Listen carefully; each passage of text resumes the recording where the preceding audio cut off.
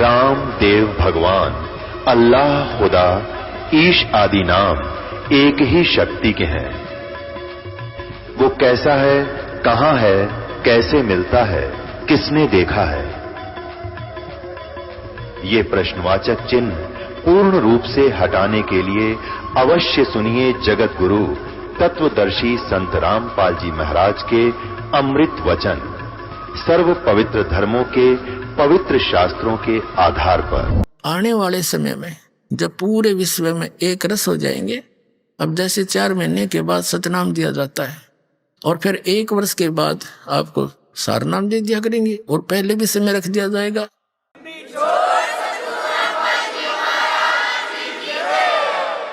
तो इस प्रकार ये बहुत सारा काम सुचारू और सुनियोजित तरीके से परमात्मा करा। तो अब जो आप पार हो जाओगे, आप तो गए सतलोक में, और जो पार नहीं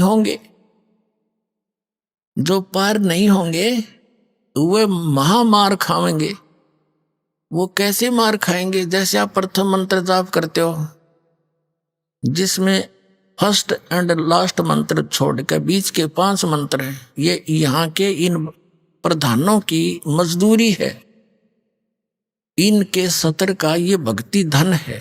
जैसे गणेश जी का मंत्र आपको दिया जाता है, विष्णु जी और लक्ष्मी जी वाला मंत्र दिया जाता है, और इस सावित्री ब्रह्मा जी वाला, और शिव और पार्वती वाला, दुर्गा वाला, ये मंत्र आपको दिए जाते हैं।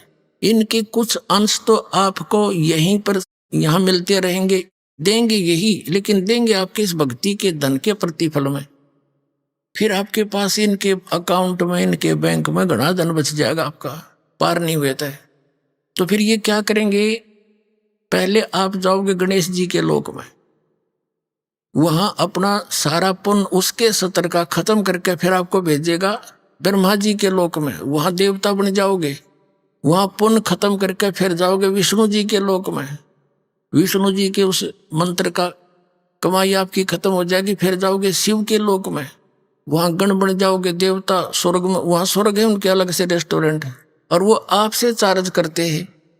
जैसे रेस्टोरेंट वाला किराया न्यारा लिया करे और खाने का न्यारा उसमें दुगना तिगुना जोड़ के आपसे लेता, ऐसे वहां ये रेस्टोरेंट है इनके। फिर वहां खत्म होने के बाद दुर्गा जी के लोक में, वहां देवता बनोगे, और जब आप हो जाओगे कंगाल, आपको नरक में, नरक से पीछा छुटकर फिर आपको पृथ्वी पर कई 1000 वर्षों तक, और फिर सतनाम का जो रह गया और सार नाम की कमाई आपको मिल गई, वो नहीं पार हुई। ये नहीं है कि सार नाम मिल गया पार हो गए, अंतिम सांस तक मर्यादा में रहोगे तब पार हो गए। तो फिर उसके लिए इस काल ने क्या कर रखा है? इस ब्रह्मलोक के अंदर, एक ब्रह्मांड में नकली सतलोक, अलखलोक, अगमलोक, अकैलोक बना रखे। तो आपके उस भक्ति धन को वहां नाश करवाता है। तो इस प्रकार वो प्राणी तो हजारों युगों तक नीचे नहीं आएगा, कति चूस के उसको भक्ति धन नष्ट करके थोड़ा बहुत बचे हुए को यहाँ पटक देगा। फिर यहाँ पृथ्वी का राजा बन जाएगा, फिर नरे पाप कमाओगा और फिर गधा बन जाएगा। तो यह विरन मट्टी होगी जो ईब फिसल गया। तो सावधानी बरतियो और चलो सतलोक में। बोलो सतगुरुदेव।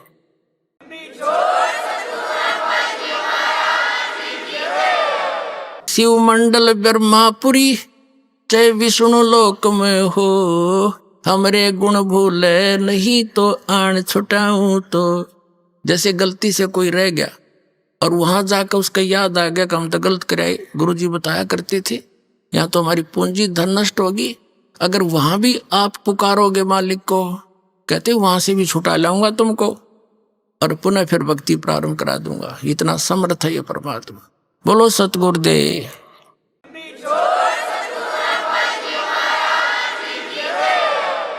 अब आज के जो सत्संग का निष्कर्ष ये है पुण्यात्माओं, समर्थ का शरणाग हो, रंग होरी हो, कदे न हो ए काज राम रंग होरी हो।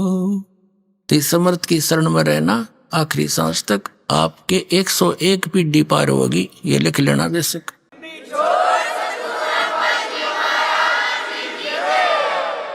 परम पिता परमात्मा पूर्ण ब्रह्म सर्व सृष्टि रचना और कबीर परमेश्वर जी की असीम कृपा से आप पुण्यात्माएं सत्संग सुनने के लिए उपस्थित हुए।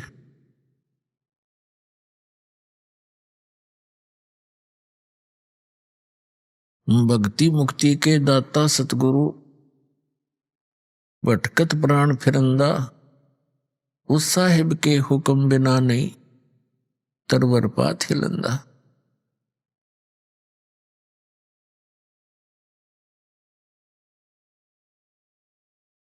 परमपिता परमात्मा कबीर जी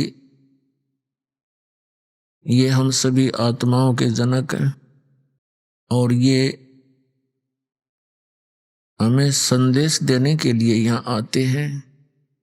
ये ज्ञान कराने के लिए इस काल के लोक में सह शरीर आते हैं और सह शरीर चले जाते हैं। हमें याद दिलाते हैं कि आप यहाँ के निवासी नहीं हो, आप यहाँ कितनी यातनाएं सहन कर रहे हो। ये स्थान स्थायी नहीं है।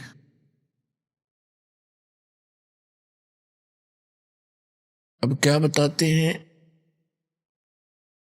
चारों युग में संत पुकारे, कूक कहा हम हेल रे, हीरे माणिक मोती बरसे, ये जग जुगता ढेल रे। क्या बताते हैं कबीर परमात्मा जी के चारों युग में मुझसे परिचित मेरे संतों ने उस यथार्थ भक्ति मार्ग का ऊंचे स्वर में आवाज लगा लगा कर ज्ञान कराना चाहा, लेकिन ये संसार उस यथार्थ ज्ञान रूपी यानी पूर्ण मोक्ष की विधि रूपी जो मोती हैं उनको ना स्वीकार करके शास्त्र विरुद्ध साधना करके मोतियों के स्थान पर कंकर इकट्ठे कर रहा है,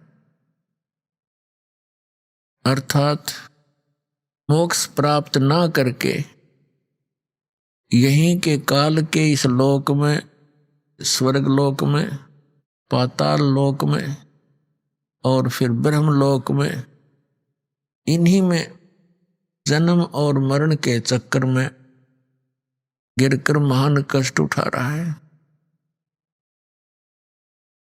चारों युग में संत पुकारे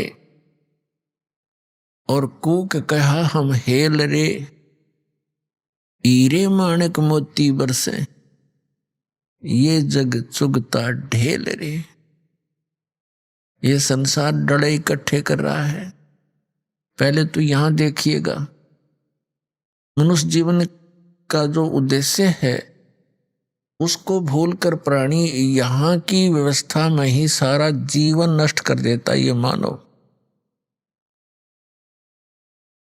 प्रत्येक प्राणी के अंदर एक ऐसी धारणा बनी हुई है कि मैं बहुत बड़ा धनी बनूं, मेरे पास बढ़िया कोठी हो और कार हो तो और अच्छा हो जाए, और शानो शौकत बनाने के लिए यहाँ की झूठी इस महिमा के अंदर अपना सारा जीवन नष्ट करके और खाली हाथ चला जाता है। अब परमात्मा आकर याद दिलाते हैं कबीर भगवान जी, इस झूठे सुख को सुख कहे ये मान रहा मन मोद, ये सकल चबीना काल का कुछ मुख में कुछ गोद। अब क्या बताते हैं परमात्मा कि आप जी यहाँ काल प्रेरणा से परमात्मा से किन वस्तुओं की डिमांड करने आते हो। निसंतान संतान चाहता है, निर्धन धन की आशा लेकर ही आता है।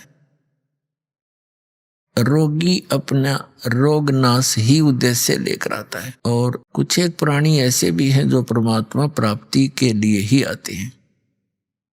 वो तो धन्य भाग हैं ऐसी सोच जिन पुण्यात्माओं की। लेकिन वो भी धन्य भाग हैं जो किसी भी कारण से परमात्मा के चरणों में पहुंच गए। फिर यहां आएंगे उनको वो सुख तो मिले ही मिलेगा जिनकी उनको आवश्यकता है। लेकिन आवश्यकता से अधिक ये भगवान नहीं देगा, क्योंकि हमारा मूल उद्देश्य है परमात्मा पाना, यहां से जन्म मरण का आपका रोग कटवाना। और यहां जब तक आप रहो आपको वो सुविधाएं मिले जो आपके लिए अनिवार्य है। अननेसेसरी डिमांड आप करोगे भगवान नहीं देगा। आपकी आवश्यकता से कितनी ही बड़ी हो और परमात्मा उसको समझे कि आवश्यक है तो वो आपकी अवश्य पूर्ण होगी। रोग नाश भी होगा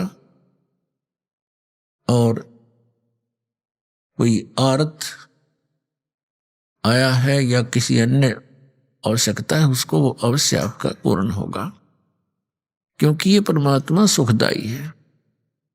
आपको सुख देगा, आपको धन भी देगा। इसको मालूम है कि जब तक इस मन की तृप्ति नहीं की जाएगी थोड़ी बहुत, यो भक्ति करण नहीं दे मेरे बच्चों को, मेरी आत्मा को, तो पहले इसको संतुष्ट करेंगे दाता और फिर ज्ञान देंगे आत्मा को, फिर ज्ञान हो जाएगा। फिर ये मन की सारी नहीं मानेगी। इस मन को कैसे कंट्रोल करेंगे दाता? ये तब भक्ति करने देगा। एक व्यक्ति के ओठ पर चोट लगेगी, ओठ पे, तो उसको किसी ने बताया कि भाई कोई कहे कुछ बांध दो, कोई कहे देसी, पहले गांव में ऐसा ही व्यवस्था होती। एक ने कहा कि इसके हलवा बना के बांध दो देसी घी का। तो जिसका चोट लग रही थी वो कहने लगा भाई यूं ठीक कह रहे हैं, तो उसको हलवा बना दिया। अच्छा थोड़ा सा बनाया, औषधि टाइप, इसको उठ कर लगा देंगे, बांध देंगे, यहाँ पर चिपका देंगे। वो हलवा रखे ओठ पे और वो तो खा जाए, उसको भूख लग रही, उसको स्वादिष्ट लगे। वो जब भी ओठ पे धरती अंदर ले जाए उसने, फिर कहने लगे, उन्हें विचार किया भाई जब तक यू छक नहीं लेगा इतना ओठ पे टेकन नहीं दे इसने, पहले इसने छकाओ। तो पहले तो छकाया और छकने के बाद हलवा फिर एक कण भी नहीं खा सकता आदमी, इसकी यह भी खासियत है। तब उसने ओठ पर टेकन दिया हो। तो पहले तो परमात्मा इस मन की फड़क निकाल लेगा। ये जो डिमांड लेकर यहां आया है ये पहले इसने छकावेगा और फिर इसके अंदर ऐसा ज्ञान भर देगा मालिक कि आगे ये कोई वस्तु नहीं चाहेगा एक मोक्ष के अतिरिक्त। आप यहां आते हो, देखो जब तक आपको कोई परेशानी है और उसमें राहत नहीं मिलेगी तो आप भक्ति सुन भी नहीं सकते, ज्ञान भी नहीं सुन सकते, करना तो बहुत दूर की बात है। तो दयालु परमात्मा है। यदि आपका निश्चय पूरा होगा, पूरे विश्वास के साथ परमात्मा में आप लगन लगाओगे, ये जाप मंत्र जो बताए जाते हैं ये करोगे, तो ये तो मामूली सी बात है उस मालिक के लिए। ये तो कुछ भी नहीं जो डिमांड आप लेकर आते हो। फिर यहां ज्ञान कराया जाएगा आपको। परमात्मा बताते हैं, क्या मांगू कुछ थिर न रहाई, देखत नैन चला जग जाई। 1 लख पूत 1.25 लाख नाती, उस रावण के दीवान बाती। आवत संग ना जात संगाती, क्या भया दर बांधे आथी। कहे कबीर अंत की बारी, जैसे हाथ झाड़ कर चला जुआरी। अब परमात्मा कहते हैं, यहां क्या वस्तु मांगोगे तुम भगवान से? और कोई भी टिकाऊ नहीं। क्या मांगो कुछ स्थिर ना रहाई, और देखत नैन चला जग जाई। आंखों के सामने रोज पता नहीं कितने व्यक्ति जा रहे हैं। 1,00,000 पूत 1,15,00,000 नाती। रावण के 1,00,000 पुत्र थे और वो भी सर्वनाश को प्राप्त हुए, सारे मर गए युद्ध में। और फिर उस रावण के घर में कोई दीपक जलाने वाला शेष नहीं बचा। तो क्या मांगा यहां पर? हम सत्संग कर रहे थे गांव में, एक व्यक्ति, उनका कोई रिलेटिव आ गया, वो छोटे से बच्चे को साथ लिए हुए था। तो सत्संग सुनकर उसकी आंखों में आंसू आ गए। कहने लगे जी सारी साची है, पर यह सच्चे उस टाइम है जब स्वयं बीत ले है। मेरे 4 पुत्र थे और चारों का विवाह हो गया 2 या 3 वर्ष के अंदर अंदर, और कुछ एक आधा व्यवसाय कर रहा था, 1-2 नौकरी कर रहा था। संतान अभी तक हुई नहीं थी। चारों की मृत्यु होगी 1 साल के अंदर अंदर। 2 तो इकट्ठे एक्सीडेंट में मारे गए और 2 बीमार होकर, एक को सर्प डस गया, खेत में सोया था कोठे पे ट्यूबवेल पे, और एक बीमार होकर मर गया। वो पत्नियां भी गई उनकी। छोटे से बालक ने ले रहा, ने बोला 2 गोद ले रखा, इस पर टाइम पास करूंगा। बताओ यहाँ कोई जीवन है? पर हमें कोई विकल्प नहीं पता था, पर अब ये विकल्प आपको पता लग गया, इसका अल्टरनेट मिल गया। और अब भी कोई यहीं इसी गंदे लोक में व्यवस्थित रहना चाहता है तो फिर वो परमात्मा का प्यारा नहीं है, उसको भगवान की चाह नहीं है। ठीक है, जब तक आप यहां रहोगे, ये परमात्मा के बच्चे हैं, उसी के प्राणी हैं, चाहे परिवार में हैं या आपके पड़ोस में हैं, और यहां सब दुखी हैं। इस दृष्टिकोण से प्रत्येक के साथ हमदर्दी होना रखना हमारा भगत का परम कर्तव्य है। अब क्या बताते हैं कि आवत संग ना जात संगाती। जब हम आए तब हमारे साथ कोई नहीं था, अकेले मां के पेट में 9 महीने दुख पाए, और जाएंगे जब हमारे साथ कोई नहीं जाएगा। तो हम किस वस्तु को और किस व्यक्ति विशेष को अपना मानने बैठे हैं, तो यह भूल मिटानी पड़ेगी। फिर करना क्या है? हमने ऐसे समझना जैसे हम एक यात्री हैं और किसी रेल के कंपार्टमेंट में बैठे हैं।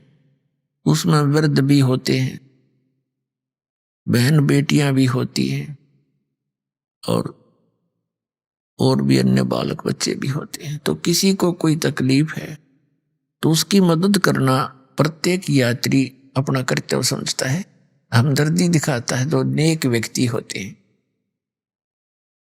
और फिर जिसका जहां जहां भी स्टेशन आता जाता है वहीं उतरते चले जाते हैं।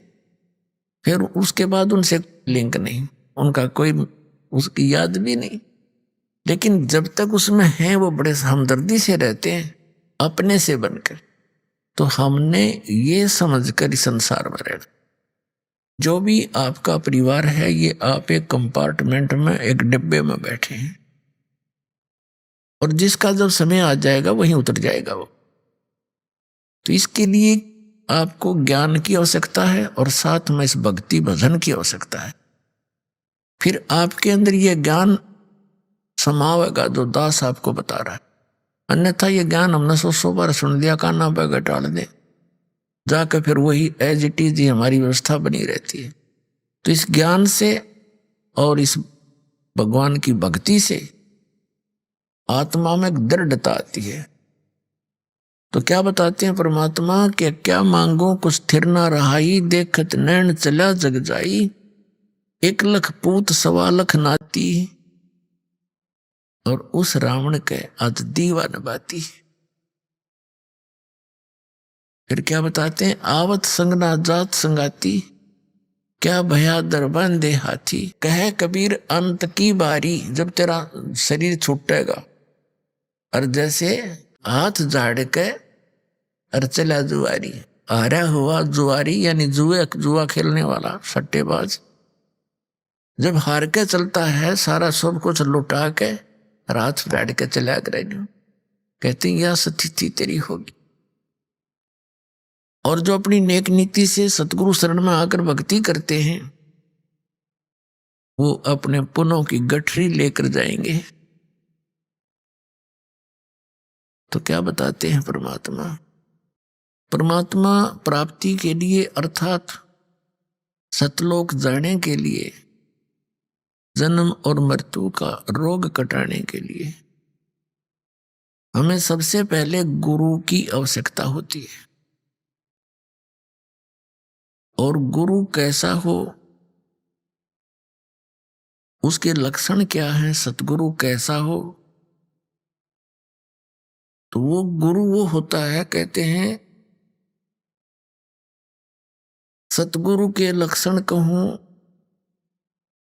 मधुरे बैन विनोद, 4 वेद 6 शास्त्र वो कहे 18 बोध। पहली तो ये पहचान बताई है कि वो सतगुरु जो होगा वो ऐसे आनंददायक वचन कहेगा जो आत्मा को सुहावेंगे, क्योंकि मन को तो अच्छी लगती है रागनी गाना, फिल्मी बकवाद्य या इधर उधर के चुटकुले, लेकिन आत्मा को परमात्मा की कथा सुहाया करे वो अच्छी लगती है। सतगुरु जो होते हैं वो आत्मा की खुराक देते हैं, मन की खुराक बंद करते हैं। सतगुरु के लक्षण कहूं मधुरे बैन विनोद और 4 वेद 6 शास्त्र वो कहे 18 बोध, यानी वो सभी सदग्रंथों का ज्ञाता हो। और सतगुरु जो है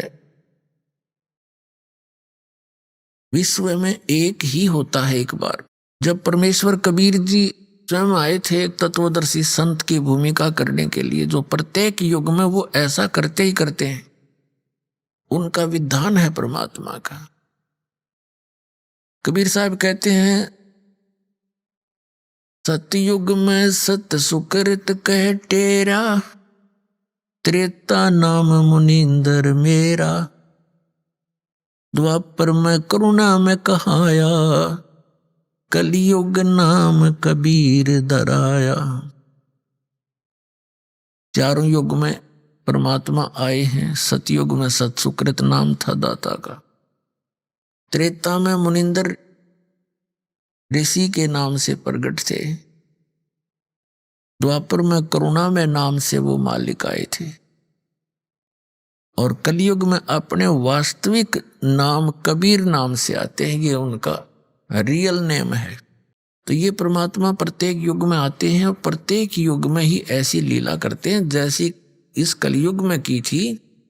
एक सरोवर के अंदर कमल के फूल के ऊपर एक शिशु रूप धारण करके ये परमात्मा विराजमान होते हैं। प्रत्येक युग में ऐसी ही लीला कर, फिर वहां से उनका पूर्व संस्कार कोई मालिक का बनाया हुआ होता है। पुण्यात्माएं जो निसंतान होते हैं और वो पुत्र की चाह में ले जाते हैं उठा करके, फिर धीरे धीरे लीला में शरीर से बड़े होते हैं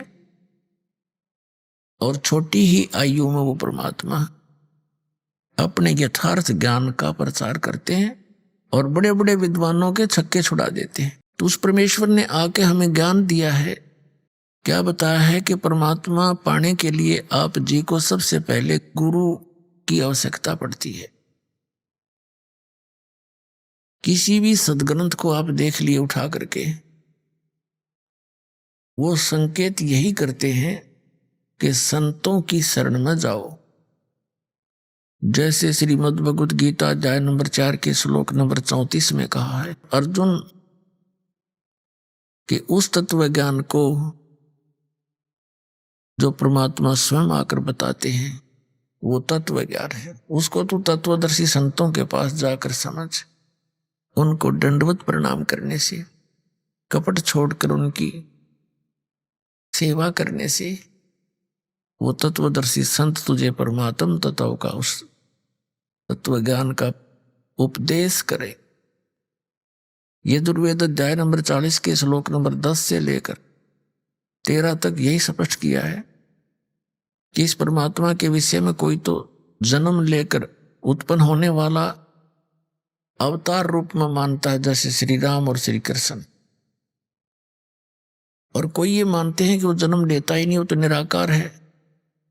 लेकिन ये यथार्थ ज्ञान परमात्मा साकार है या निराकार है, ये तत्वदर्शी संत बताएंगे, उनसे पूछो।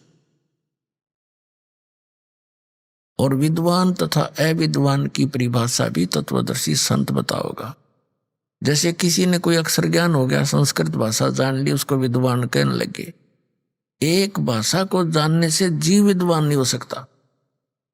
किसी को संस्कृत भाषा आती है तो उसको इंग्लिश नहीं आती, तो इंग्लिश में अविद्वान हो गया। किसी को इंग्लिश आती है तो संस्कृत नहीं आती, किसी को संस्कृत इंग्लिश दोनों आती है तो उसको पंजाबी नहीं आती और तेलुगु नहीं आती, तो विद्वान काहे कह रहा? तो कहते हैं केवल अक्षर ज्ञान से विद्वान और अविद्वान नहीं होते, कि जिसको अक्षर ज्ञान होगा उसको तुम विद्वान बोल देते हो, जिसके अक्षर ज्ञान नहीं है उसको तुम अविद्वान कहते हो। विद्वान और अविद्वान की परिभाषा भी वो संत बताओगा। तो क्या बताया है? चारों युग में संत पुकारे, को के कहा हम हेल रे, हीरे माणिक मोती बरसे, ये जग चुगता ढेल रे। क्या बताते हैं कि सतगुरु पूर्ण संत की शरण में जाने से आपको लाभ होगा, अन्यथा यह जीवन आपका नष्ट हो रहा है। क्या बताते हैं? और बात तेरे काम न आवे, संतों शरण लाग रे, के सोए गफलत में बंदे, जाग जाग नर जाग रे, जाग जाग नर जाग रे। और बात तेरे के सोए गफलत में बंदे, जाग जाग नर जाग रे, जाग जाग नर जाग रे। भाई उठ सवेरे उक्का भर लिया, के जाग्या नर भाग रे। उठ सवेरे हुक्का भर लिया, क्या जाग्या नर भाग रे। सुक्रम करा ना करी रे बंदगी, ये फुटे तेरे बाग रे, फुटे तेरे बाग रे। और बात तेरे काम न आवे, संतों शरण लाग रे, के सोवे गफलत में बंदे, जाग जाग नर जाग रे, जाग जाग नर जाग रे। इस तन सराय में जीव मुसाफिर, ये करता रहे दिमाग रे। तन सराय में जीव मुसाफिर, करता रहे दिमाग रे। रात बसेरा कर ले डेरा, चले सवेरा त्याग रे, चले सवेरा त्याग रे। और बात तेरे काम न आवे, संतों शरण लाग रे, के सोए गफलत में बंदे, जाग जाग नर जाग रे। और बात तेरे काम न आवे, संतों शरण लाग रे, के सोवे गफलत में बंदे, जाग जाग नर जाग रे, जाग जाग नर जाग रे। उमदा चोला बण्या अनमोला, ये लगे दाग पे दाग रे। उमदा चोला बण्या अनमोला, लगे दाग पे दाग रे। 2 दिन की गुजरान जगत में, क्यों जले बिरानी आग रे, जले बिरानी आग रे, और बात तेरे काम न आवे, संतों शरण लाग रे, के सोवे गफलत में बंदे, जाग जाग नर जाग रे, जाग जाग नर जाग रे। कुबद का चढ़ी चडरी चत पे, तू ओया मनुष्य से नाग रे, कुबद का चढ़ी चडरी चत पे, तू होया मनुष्य ते नाग रे। सूझे नहीं सजन सुख सागर, बिना प्रेम बैराग रे, बिना प्रेम बैराग रे, और बात तेरा काम न आवे, संतों शरण लाग रे, के सोवे गफलत में बंदे, जाग जाग नर जाग रे। भाई हर सुमरे सो हंस कवावे, ये कमी क्रोधी कागरे, हर सुमरे सो हंस कवावे, ये कमी क्रोधी कागरे। बोरा न भर में विष के बन में, चल बेगमपुर बाग रे, चल बेगमपुर बाग रे, और बात तेरा काम न आवे, संतों शरण लाग रे, के सोवे गफलत में बंदे, जाग जाग नर जाग रे, जाग जाग नर जाग रे। भाई शब्द सैन सतगुरु की पहचानी, पाया अटल सुहाग रे, शब्द सैन सतगुरु की पहचानी, पाया अटल सुहाग रे। नितानंद महबूब गुमानी, परगटे पूर्ण भाग रे, परगटे पूर्ण भाग रे, और बात तेरा काम न आवे, संतों शरण लाग रे, के सोवे गफलत में बंदे, जाग जाग नर जाग रे। अब इस शब्द के माध्यम से, वैसे तो यह परमात्मा कबीर जी का शब्द है, फिर भी हमने इसके अंदर क्या संदेश दिया है इस पर ध्यान देना है। क्या बताते हैं कि एक तो जागना होता है नींद से, जो श्याम ने सो गया सुबह उठ लिया, तो उस नींद से भी जब उठते हो, उठते ही क्या करते हैं, कोई बीड़ी लाओगा, कोई होका भरण चल लेगा, कहते हैं फिर क्या जाग गया, उठ सवेरे होका भर लिया। हमारे इस शरीर के अंदर कमल बने हुए हैं, कमल, रीढ़ की हड्डी जो है, बैकबोन जिसे कहते हैं, इसके अंदर की तरफ ऐसे कमल चक्कर बने हुए हैं, और उनके अंदर उन भगवानों का संबंध है, यहाँ के प्रधानों का। जैसे सबसे नीचे जो मूल कमल है, उसमें गणेश जी का कनेक्शन है उसके लोक से, और उससे ऊपर, उससे 2 उंगल ऊपर लगभग, यानी नीचे जो रीढ़ की हड्डी नीचे जाकर गुदा के पास एंड होता है, इससे 2 उंगल ऊपर तो गणेश जी का मूल कमल है, उसके बाद स्वादिष्ठान चक्र है, सावित्री और ब्रह्मा जी के उस लोक से इसका कनेक्शन होता है। और फिर नाभि के सामने नाभि कमल है, बैक में, बैकबोन के अंदर की साइड,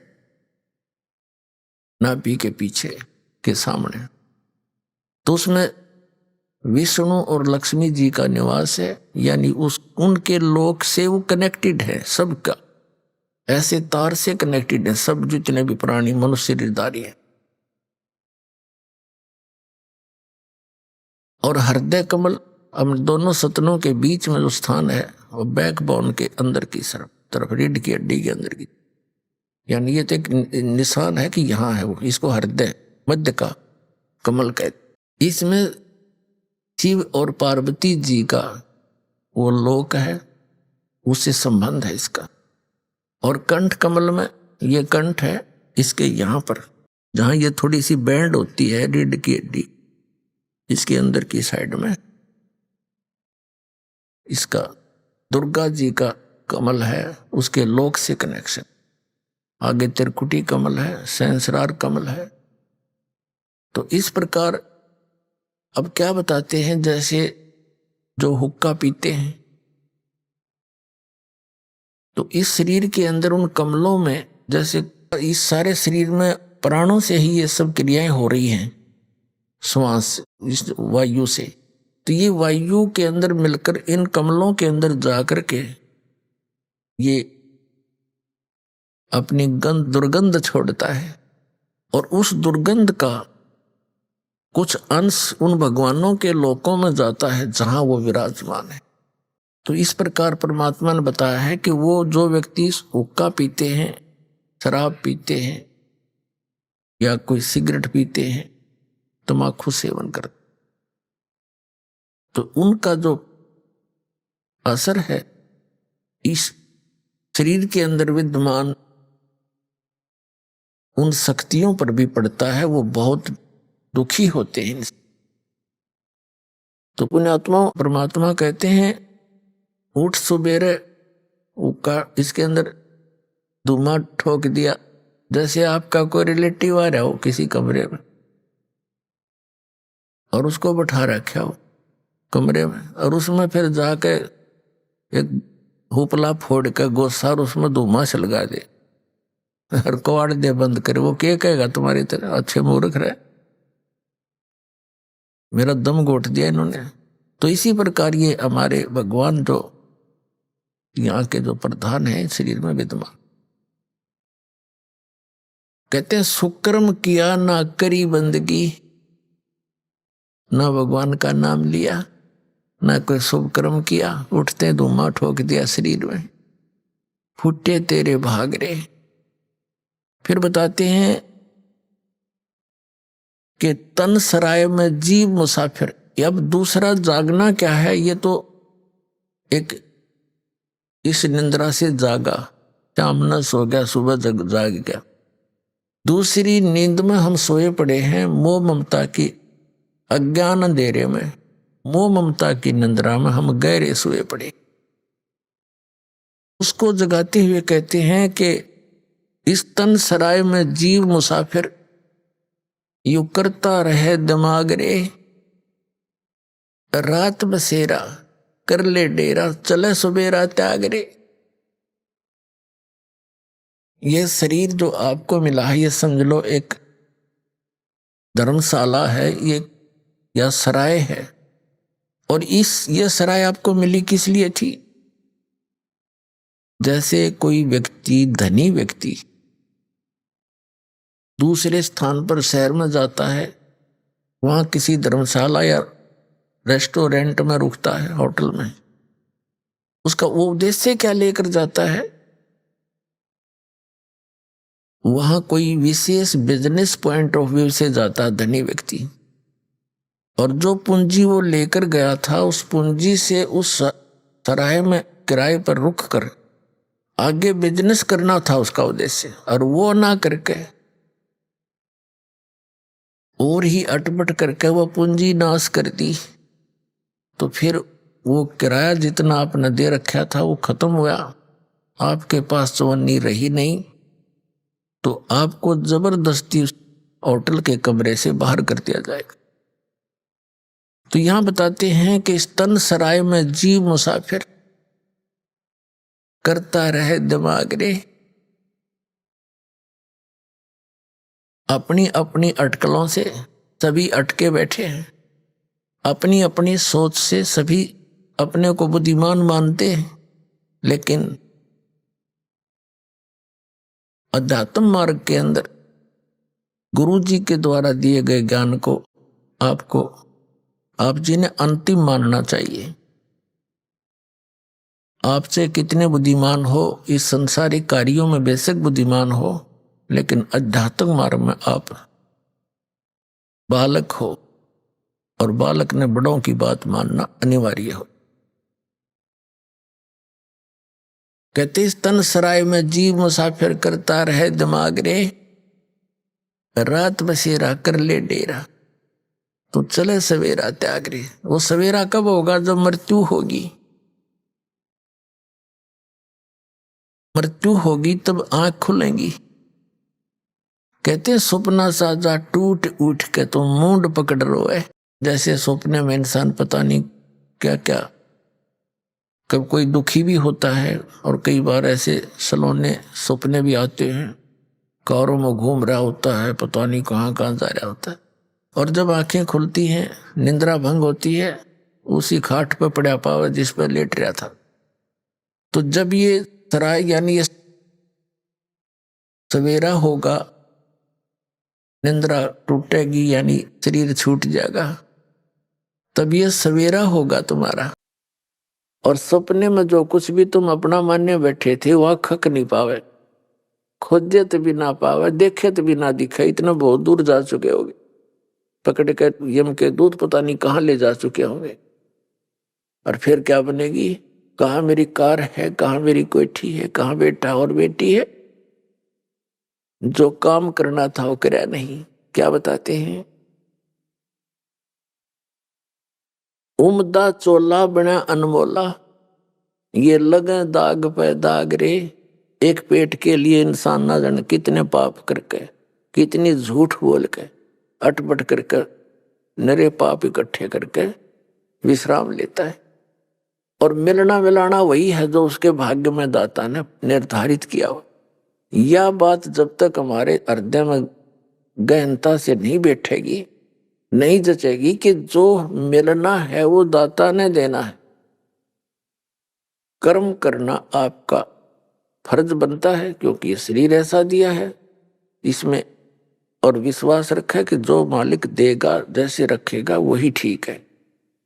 पहले तो जब तक हम परमात्मा की शरण में नहीं आते हैं तो हमें केवल अपना प्रारब्ध ही मिलता है। प्रारब्ध में जो हमारे भाग्य में निर्धारित है वही मिलेगा, उससे अधिक और कम नहीं हो सकता, चाहे कोई सिर पटक ले। लेकिन जब हम कबीर परमेश्वर की शरण में परम संत के माध्यम से आते हैं तो फिर उस परमात्मा की रजा चलेगी, जीव की नहीं चलेगी। जैसे हमने अपने जन्म और मृत्यु के रोग को समाप्त करवाना है, तो आप जी ने यहाँ उपदेश लिया है, तो आप इस हॉस्पिटल में एडमिट हो गए। इस परमात्मा के इस हॉस्पिटल के द्वारा आप उपचाराधीन है, आपकी आत्मा। और फिर डॉक्टर के उपचाराधीन व्यक्ति, रोगी, डॉक्टर की मान्यता उसका शीघ्र भला होगा, वो स्वस्थ होगा। साथ में अपनी भी तगड़मबाजी लड़ाता रहेगा तो वो देर कर देगा। तो डॉक्टर को सब मालूम होता है कौन सी आवश्यक वस्तु इसको देनी है, कौन सा इसको परहेज बताना है। अभी आपने सुने संत रामपाल जी महाराज के मंगल प्रवचन। आइए अब सुनते हैं संत रामपाल जी महाराज से नाम दीक्षा लेकर सतभक्ति करके अद्भुत लाभ प्राप्त करने वाले अनुयायी के विचार। क्या आपने कभी अपने किसी को बिस्तर पर पड़े देखा है, एक ऐसी हालत में जहां ना बोलने की ताकत है, ना सुनने की, और ना ही जीने की कोई उम्मीद? क्या कभी आपको किसी डॉक्टर ने ये कहा है, अब कुछ नहीं हो सकता, इन्हें घर ले जाइए? दर्शकों, उत्तराखंड के निवासी ज्ञानी जी की कहानी भी कुछ ऐसी ही थी, जिनकी माता जी के फेफड़े गल चुके थे। डॉक्टरों ने जवाब दे दिया था, पर फिर हुआ कुछ ऐसा जो विज्ञान की समझ से परे था। मृत्यु के द्वार पर खड़ी उनकी मां को जब 4 यमदूतों ने घेरा और वह बोल भी नहीं पा रही थी, तभी एक चमत्कार हुआ। संत रामपाल जी महाराज स्वयं प्रकट हुए और कहा, मैं अपनी भक्त की लाज बचाने आया हूं, मैं तेरी आयु बढ़ाता हूं। अगले ही दिन जिनकी सांसें टूट चुकी थीं, वे न सिर्फ बोली बल्कि चलने लगीं। पर चमत्कार यही नहीं थमा, बहन पर था 10 भूत प्रेतों का साया वो स्वयं कहती थी कि ये मुझे नहीं छोड़ेंगे, लेकिन एक जयकारे ने सबको भगा दिया। और जब डॉक्टरों ने उन्हें फिस्टुला भगंदर का ऑपरेशन कराने को कहा तो संत रामपाल जी महाराज ने सपने में आकर कह दिया, कुछ नहीं होगा, ऑपरेशन मत कराना। और वही रोग बिना ऑपरेशन, बिना दवा के गायब हो गया। दर्शकों, क्या वास्तव में ये सब संभव है? आखिर इसके पीछे की सच्चाई क्या है? आइए सुनते हैं ज्ञानी जी की कहानी, उन्हीं की जुबानी। नमस्कार सर। नमस्कार सर, क्या नाम है आपका? सर, मेरा नाम ज्ञानी दास है। ज्ञानी जी, आप कहाँ से हैं? सर, मैं ग्राम हरिदासपुर, पोस्ट दिनेशपुर, रुद्रपुर, जिला उधम सिंह नगर, उत्तराखंड से। ज्ञानी जी, आपने संत रामपाल जी महाराज से नाम दीक्षा कब ली? सर, मैंने संत रामपाल जी महाराज जी से सन 2013 2 नवंबर सन 2013 को नाम दीक्षा ली। सर, हमारे दर्शकों को अपनी भक्ति साधनाओं के बारे में बताएं। आपने क्या क्या भक्ति साधनाएं की हैं? हाँ सर, संत रामपाल जी महाराज जी से नाम दीक्षा लेने से पहले सर मैं हनुमान जी का कट्टर पुजारी था। प्रत्येक मंगलवार को नहा धो के चालीसा करता था और हनुमान मंदिर भी जाता था, प्रसाद चढ़ाता था और बांटता भी था। और सर मैं दिन भर में 6-7 बार चालीसा भी करता था। सर, आपका संत रामपाल जी महाराज जी की शरण में जाने का क्या कारण बना? सर, एक संत रामपाल जी महाराज का एक शिष्य मिला था और उन्होंने एक पुस्तक दी थी, ज्ञान गंगा। सर, उस पुस्तक को मैंने पढ़ा। पहले तो मेरे को ऐसा लगा कि ये ऐसा हो सकता है क्या। तो सर, जब मैं उस पुस्तक को पढ़ने लग गया तो उसमें कुछ अलग ही ज्ञान था, ऐसा हमने कभी सुना नहीं था। उसमें जब हमने पढ़ा तो वेद शास्त्रों की सारी बातें थी और सब भक्ति के बारे में, गुरु के बारे में क्या होते सब कुछ पढ़ा हमने। ऐसे हम कभी सुना करते थे वेद शास्त्रों के बारे में, वेदों के बारे में। जब सर हमने वो पुस्तक पढ़ा तो शुरू में तो ऐसा लगा कि ऐसा नहीं हो सकता, पर बाद में इतनी रुचि बनी, पढ़ते रहे। तो सर मैं संत रामपाल जी महाराज का पुस्तक पढ़ा, उसमें मेरे को ज्ञान समझ में आ गया।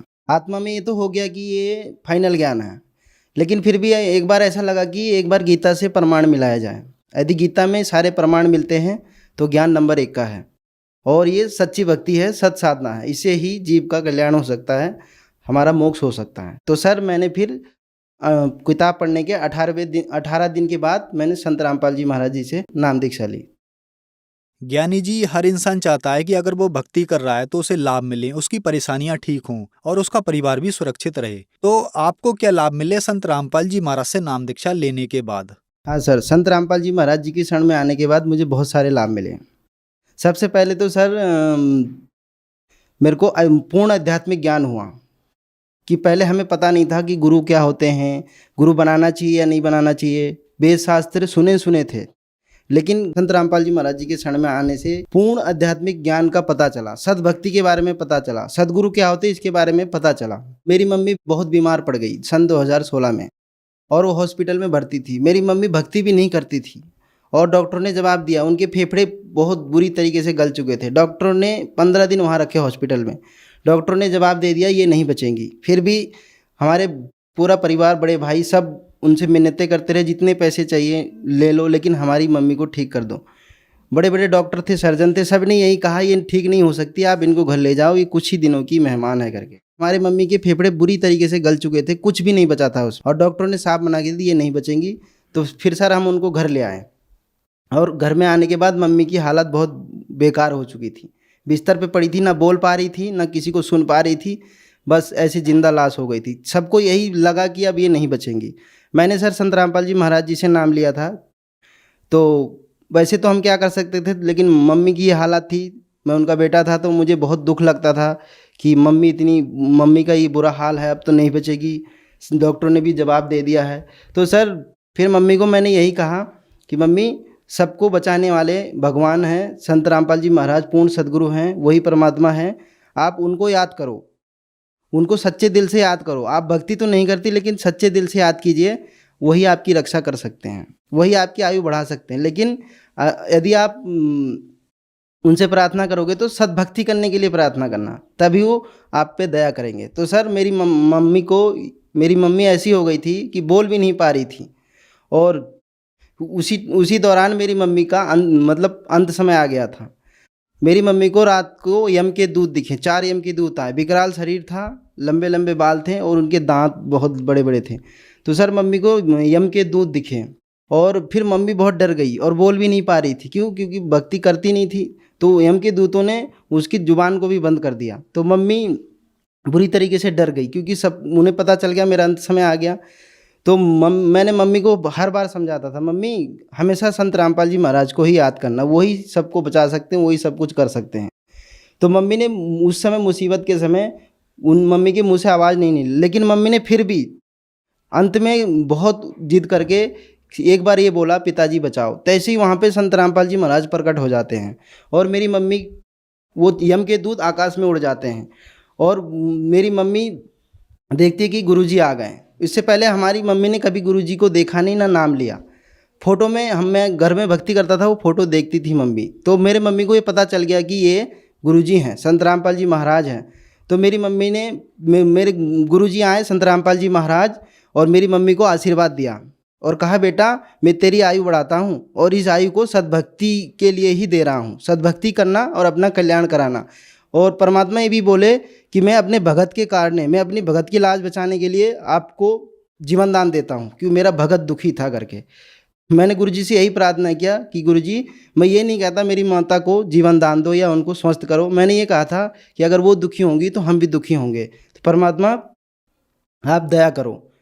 तो मेरे गुरुजी आशीर्वाद देकर चले गए। उसी दिन मेरी माता जी ने 1 महीने तक कोई आहार नहीं किया, न किसी से बोल पाई, न किसी की बातें सुन पाती थी। लेकिन उसी के जस्ट दूसरे दिन सुबह से मेरी मम्मी बोलने लग गई, अपने पाँव पे चलने लग गई और खाना खाने लग गई। मैं सत्संग में जा रहा था रविवार के दिन, लेकिन किसी कारणवश मैं वहाँ नहीं जा पाया, वापस घर आ गया। जब मैं दोपहर को घर आया, मम्मी आई, बैठी, बोल मेरे से बात करने लगी। तो मैंने देखा कि मम्मी खुद अपने पाँव पे चल के आई है। मैं हैरान हो गया। तो मैं मम्मी से कुछ पूछता, उससे पहले मम्मी मुझे सारी घटना बताने लग गई कि ऐसे ऐसे मेरे को यम के दूत दिखे थे, संत रामपाल जी महाराज आए, मेरे को आशीर्वाद दिया, जीवन दान दिया, सद्भक्ति के लिए ऐसे संत रामपाल जी महाराज बोल के गए। मैंने कहा, मम्मी ये तो बहुत ही अच्छी बात है, अब आप सद्भक्ति करना, अब आप गुरुजी से नाम ले लो। तो सर मेरी मम्मी को फिर संत रामपाल जी महाराज जी से मैंने उनको उपदेश दिलाया। 5-6 साल हो गए, आज भी मेरी माता पूर्ण रूप से स्वस्थ है, अपने पाँव पे चलती है और उनको कोई दिक्कत नहीं, कोई तकलीफ नहीं। और सर मेरी बहन के ऊपर 10 प्रेत आत्माएं थे और उसको दुखी कर रहे थे, और वो चिल्ला चिल्ला के बोल रही थी कि ये 10 के 10 खड़े हैं, मेरे को नहीं छोड़ेंगे, मुझे नहीं छोड़ेंगे। उसके हाथों को खींच रहे थे, उसे बहुत दुखी कर रहे थे। वो चिल्ला रही थी, ये कह रही थी ये 10 के 10 खड़े हैं, ये आज मुझे नहीं छोड़ेंगे। सर मैंने नया नया उपदेश लिया था, उस समय प्रथम मंत्र मिला था मुझे। पूरे घर वाले वहाँ उपस्थित थे, सब रो रहे थे कि अब क्या होगा, नहीं बचेगी। उससे पहले कई तांत्रिकों को दिखाया, हॉस्पिटल में भी एडमिट कराया, लाखों रुपए खर्च भी किया, लेकिन मेरी बहन ठीक नहीं हुई। उस समय मैं भी बैठ के देख रहा था कि अब क्या होगा, कुछ नहीं हो सकता। लेकिन परमात्मा की प्रेरणा हुई, संत रामपाल जी महाराज की प्रेरणा हुई। तो अचानक से संत रामपाल जी महाराज जी ने प्रेरणा किया और मेरे मुंह से बहुत तेज निकल गया, बंदी छोड़ सदगुरु रामपाल जी महाराज की जय, बंदी छोड़ सदगुरु रामपाल जी महाराज की जय हो। वो मेरी बहन को सब छोड़कर मेरे तरफ देखने लगे, इसको क्या हो गया, ये क्या बोलने लग गया। तो कहते वो मेरी बहन के जो ऊपर जो 10 प्रेत आत्माएं थे, जो मेरी बहन चिल्ला चिल्ला के बोल रही थी, हम मेरे को नहीं छोड़ेंगे, आज मार देंगे, आज मार देंगे, नहीं छोड़ेंगे, 1 महीने से दुखी कर रहे थे। तो सर वो सारे के सारे प्रेत आत्मा जो 10 के 10 थे, वो वहाँ से भाग गए और मेरी बहन बेहोश हो गई। फिर उनको पकड़ के हम अंदर लेके आए। 1 महीने से मेरी बहन ने ना कोई पानी पिया, ना कोई खाना खाया। तो सर उसी रात को जहाँ मैंने आसन लगाया था संत रामपाल जी महाराज का, वहाँ पर लेकर आए और वहाँ मेरी बहन ने पानी भी पिया और खाना भी खाया और उसी दिन से पूर्ण रूप से स्वस्थ हो गई। मैंने संत रामपाल जी महाराज जी से प्रार्थना भी लगवाया था। तो मेरी बहन के लिए बोला गुरुजी ने, जल्द से जल्द बेटी को नाम दिला दो। तो संत रामपाल जी महाराज जी के यहाँ उसे ले जा हमने उपदेश दिलाया। तो मेरी बहन आज पूर्ण रूप से स्वस्थ है, उसको कोई दिक्कत नहीं है। सर मेरे को एक बीमारी हो गई थी, फिस्टुला, जिसे भगंदर कहते हैं।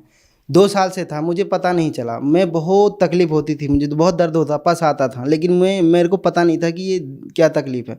जब 2 साल बाद मुझे बहुत दिक्कत होने लग गई, तो सर मैं डॉक्टर के पास गया, तो डॉक्टर ने सीधे मेरे को सर्जन के पास भेज दिया। उन्होंने बोला इसका ऑपरेशन होगा। मैं सर्जन के पास गया, सर्जन ने यही बोला इसका ऑपरेशन हो। उन्होंने मेरे से 10-12 टेस्ट करवाए, HIV टेस्ट करवाए, शुगर टेस्ट करवाया और भी बहुत सारी टेस्ट करवाए मुझसे। उन्होंने बाद में बोला आपको ऑपरेशन कराना पड़ेगा। सर्जन डॉक्टर ने ये कहा, मैं लिख कर देता हूँ 99% ऑपरेशन से ही ठीक होते हैं, क्योंकि उन्होंने ये भी टेस्ट करवाया था कि इस फिस्टुला की पहुंच कहाँ तक हो चुकी है। उन्होंने ये कहा था कि इसकी पहुंच हड्डी तक जा चुकी है, अब ये कैंसर का रूप ले सकता है। अगर इन्फेक्शन हड्डी में हो गया तो कैंसर बन सकता है। और आप अगर जल्द से जल्द इसका ऑपरेशन नहीं कराते हैं तो आपको कैंसर होने से कोई नहीं बचा सकता। ये वहाँ के डिस्ट्रिक्ट हॉस्पिटल के सर्जन, जो सबसे बड़े डॉक्टर होते हैं सर्जन, उन्होंने ये बोला था। मैं लिख के दे सकता हूँ। तो सर मैं बहुत दुखी हो चुका था उस समय कि अब मेरा क्या होगा। ऑपरेशन के लिए बोल दिया, मैं बहुत डर गया, मैं ऑपरेशन नहीं कराऊंगा करके। और मेरी उस समय आर्थिक स्थिति भी ऐसी नहीं थी कि हम ऑपरेशन करा सकते थे। मैं बहुत डर गया, क्या करते। मैंने किसी से नहीं बोला, घर में भी किसी से नहीं कहा। तो फिर सर मेरे को गुरुजी सपने में आए। सपने में आकर गुरुजी ने बोला कुछ नहीं होगा, आप ठीक हो जाओगे, ऑपरेशन मत कराना। फिर सर मैंने प्रार्थना भी लगाई गुरुजी से, संत रामपाल जी महाराज जी से प्रार्थना लगाई। वहाँ से गुरुजी का ये आदेश आया कि ऑपरेशन नहीं कराना है, परमात्मा दया करेंगे। तो सर वो मेरा जो बगंदर की बीमारी थी, फिस्टुला, वो अपने आप ठीक हो गया। उसके बाद मेरे को कभी पस नहीं आया, ना कभी दर्द हुआ, और पूर्ण रूप से ठीक हो गया। संत रामपाल जी महाराज की कृपा से मेरा फिस्टुला का जो रोग था पूर्ण रूप से ठीक हो गया। कोई ऑपरेशन कराने की ज़रूरत नहीं पड़ी। एक बार मैं साइकिल से शहर जा रहा था और रोडवेज की बस आ रही थी। उसने सर इतनी तेज़ी में कट मारा कि मेरे साइकिल से बहुत तेज़ आके टकराया और मैं साइड में जाके बहुत तेज़ी से गिरा। और सर मेरे को पता नहीं कि मेरा क्या होगा करके, मैं भूल गया मैं कहाँ हूँ, कैसे हूँ, किस हाल में हूँ। तो सर वो रोडवेज से जो मेरी साइकिल की टक्कर हुई, मैं किनारे गिर गया जाके। 5 मिनट बाद मुझे होश आया। मेरे को पता नहीं वहाँ क्या हुआ था। मैं जब वहाँ होश में आया तो मैं पूर्ण रूप से ठीक था। मुझे कोई चोट नहीं लगी, कोई खरोच नहीं आई। हाँ, मेरे कपड़े गंदे हो गए थे, मिट्टी विट्टी लग गए थे और साइकिल थोड़ा डैमेज हो गया था। तो संत रामपाल जी महाराज की कृपा से मेरे को कुछ नहीं हुआ। और सर मेरे पिताजी बहुत नशा करते थे, बीड़ी भी पीते थे, शराब भी पी के आते थे, मांस भी खाते थे। हम बार बार प्रार्थना करते थे, वो नहीं मानते थे। मैंने संत रामपाल जी महाराज से दंडवत प्रणाम करके कहा, हे भगवान, मेरी भक्ति में बहुत बाधा आ रही है। तो संत रामपाल जी महाराज जी से जब मैंने दंडवत प्रणाम करके मैंने उनसे प्रार्थना किया और पिताजी को बार बार प्रार्थना करता था। मेरे पिताजी बीड़ी भी छोड़ दिए और शराब भी छोड़ दिए, मांस खाना भी छोड़ दिए। मेरे पापा ने सारे नशे छोड़ दिए, जिससे मेरे को भक्ति में कोई बाधा नहीं आई। और गुरुजी की दया से ही उन्होंने, संत रामपाल जी महाराज की दया से ही उन्होंने नशा छोड़ा, अन्यथा वो नशा नहीं छोड़ सकते थे।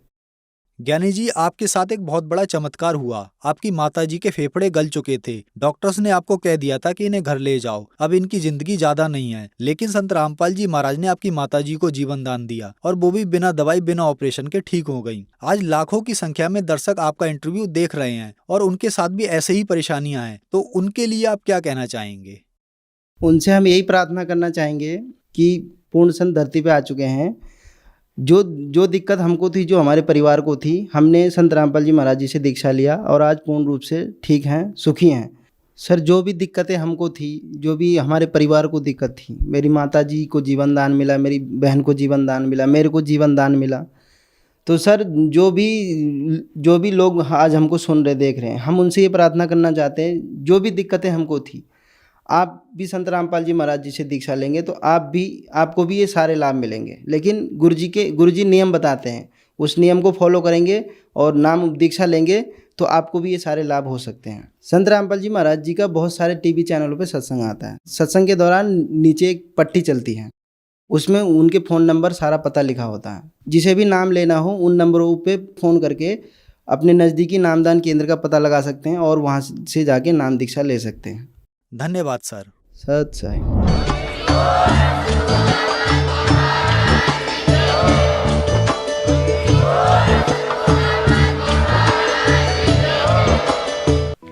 आप सुन रहे थे जगत गुरु तत्वदर्शी संत रामपाल जी महाराज के मंगल प्रवचन।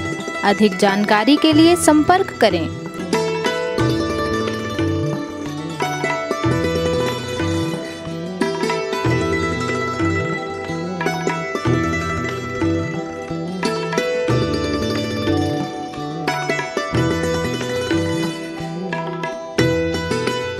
जगत गुरु तत्वदर्शी संत रामपाल जी महाराज जी के पावन सानिध्य में भक्ति की अलख जगाने तथा श्रद्धालुओं को सत्य भक्ति मार्ग का रास्ता दिखाने हेतु कनाडा के लोकप्रिय channel the TV NRI channel पर जगत गुरु तत्वदर्शी संत रामपाल जी महाराज जी के मंगल प्रवचनों का प्रसारण प्रतिदिन सुबह 7:30 बजे से 8:30 बजे तक तथा रात्रि 7:30 बजे से 8:30 बजे तक किया जा रहा है। इस सत्य भक्ति मार्ग को अपनाने के लिए अधिक से अधिक सत्संग प्रसारण देखें। इस सत्संग प्रवचन का सीधा प्रसारण संत रामपाल जी महाराज लाइव सत्संग YouTube चैनल और जगत गुरु संत रामपाल जी महाराज फेसबुक पेज पर भी देख सकते हैं।